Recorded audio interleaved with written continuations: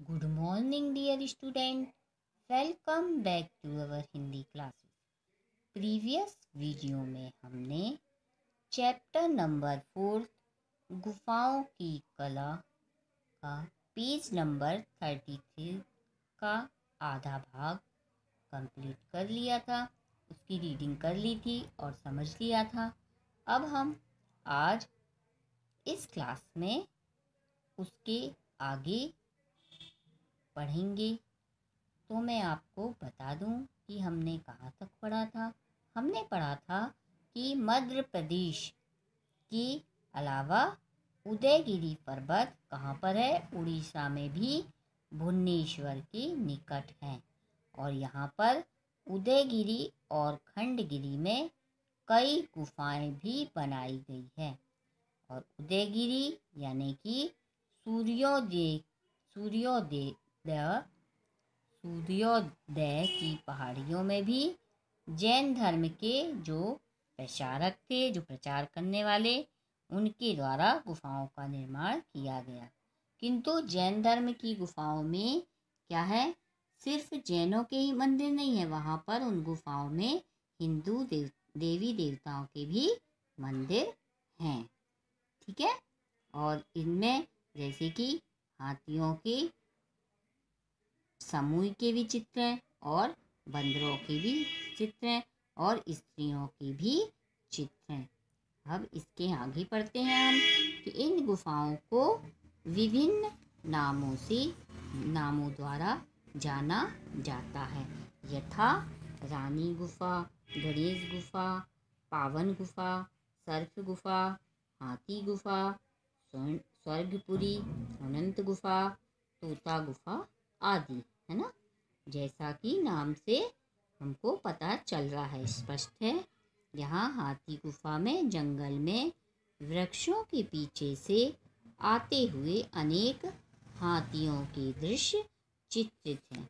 वहीं तोता गुफा में अनेक प्रकार के पक्षियों को सुंदरता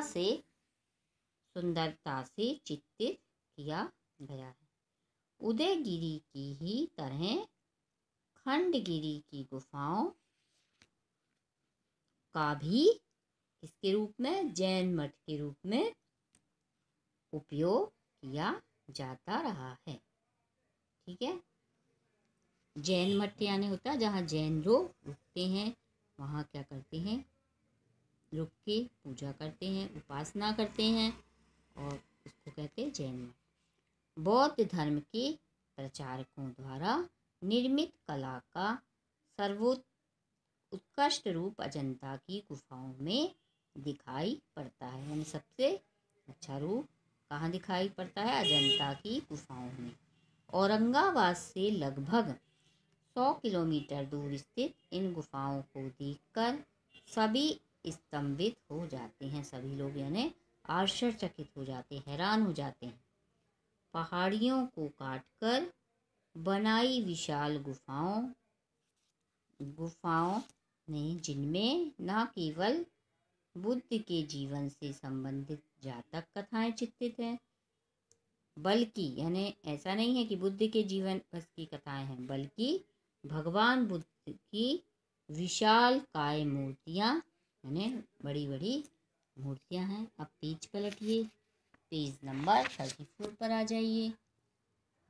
अब लिखा है का सौंदर्य और भंगिमाएं देखकर दर्शक अचंभित रह जाते हैं।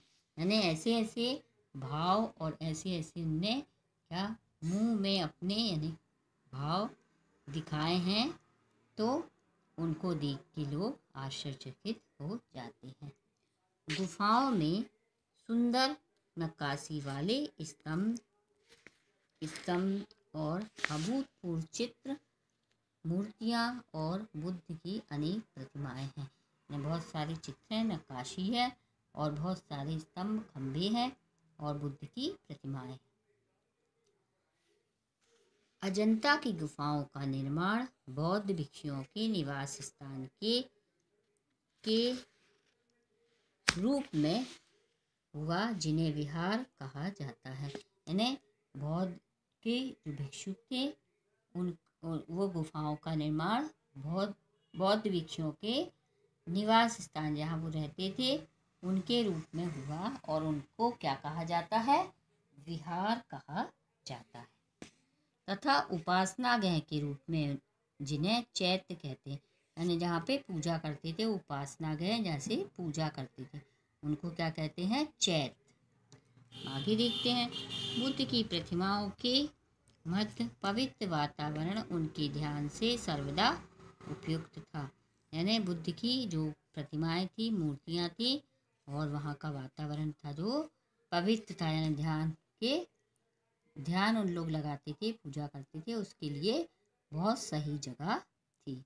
अजंता की गुफाएं इस प्रकार निर्मित की गईं कि यहाँ प्राकृतिक रूप से स्वतः ही पहुँचता है, यानी कि इस तरीके से यानी ये गुफाएं निर्मित कहीं यहाँ पर यानी प्रकृति के द्वारा ही प्रकाश पहुँचता है और विभिन्न मूर्तियाँ को अभूतपूर्व भाव प्रदान करता है। यानी ये क्या प्रकाश जब पहुँचता है मूर्तियों पर तो वो अच्छी अद्भुत भाव उसमें दिखता है।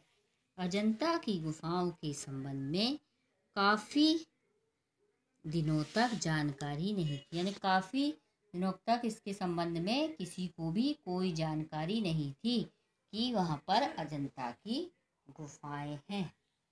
फिर क्या हुआ, इसकी जानकारी कैसे हुई, देखो इनकी जानकारी संयोगवश एक अंग्रेज सैन्य टुकड़ी द्वारा हुई जो उस ओर गश्त लगा रहे थे, यानी रात को यानी इनको पहरेदारी कर रहे थे, गश्त लगा रहे थे, यानी घूम रहे थे इधर और पहरेदारी कर रहे थे, तो उनको इन गुफाओं के बारे में पता चला, अंग्रेज टुकड़ियों को, अंग्रेज की जो सेना के सैनिक थे।